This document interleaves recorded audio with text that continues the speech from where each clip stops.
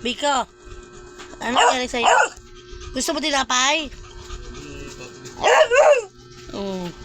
Gusto na yung tinapay. Hingi ka sa amo mo doon, oh. Yan, oh. Diyan, amo mo. Hingi ka sa kanya. Oh. Hingi ka sa kanya. Pansinin mo siya. Ayaw niya. Oh, ayaw daw niya mahal. Oh.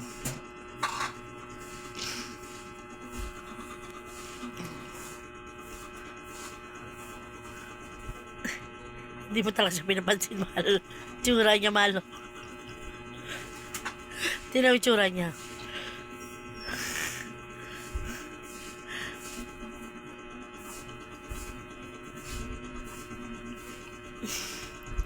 Diyan ka lang maghapon. Maghapon dyan ha.